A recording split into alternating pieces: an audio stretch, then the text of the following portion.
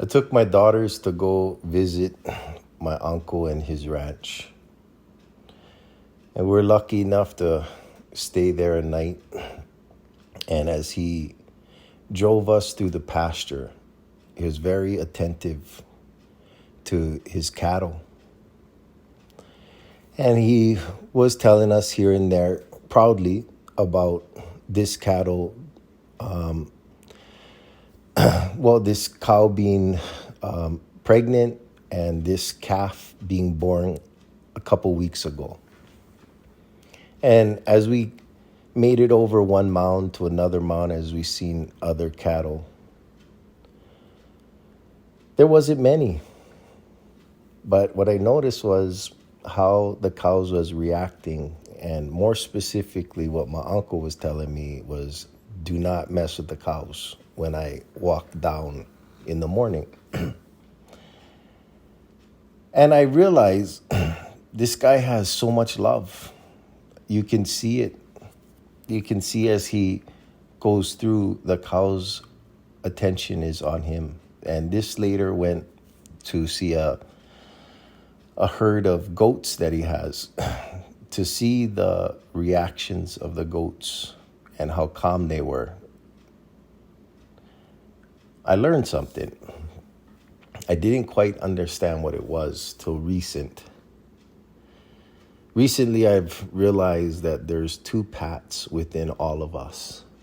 There's this condition that we all come from, long line of conditioning, thousands of years of conquering. And this is within our DNA. It's a natural side also, I think, of us when we get pushed to a point that we can react. But this side of conquering, I realized, had a subtlety in my mind while I was looking at my uncle's pasture. I thought, there's not many cows here. How come he doesn't have more cows? And right there is what I want to introduce to you, is our conquering side. I think many of us think the way my mind thinks, which is to possess, to conquer, to possess. My mind showed me if I had the land, I could have twice as many cows as my uncle. In ignorance, obviously. Luckily, I didn't tell my uncle that.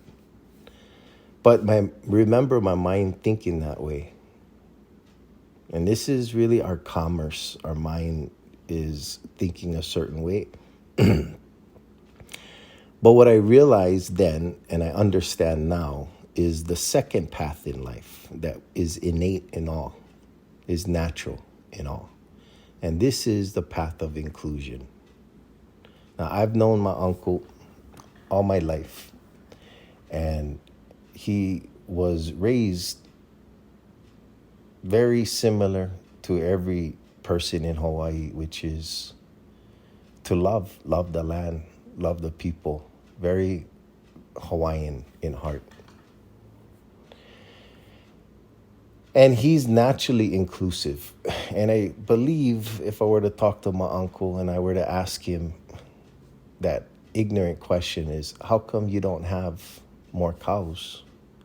I think I now know the answer he would tell me is he only has enough cows that he can include, that he can take care of.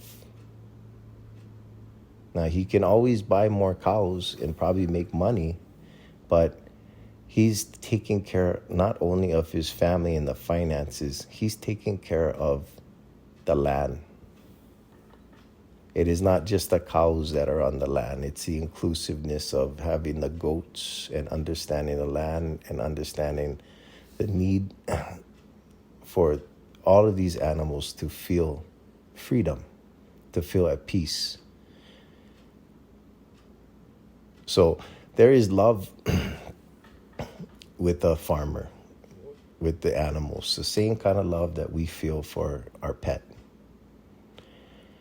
And some of us may want to have more and more pets, but if you start looking at inclusion as far as how you can care for an animal and the animal's experience, you might stop yourself from trying to possess things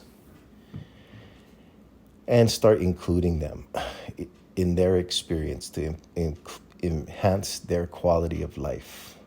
That their experience matters, and if your animal is happy, you're happy.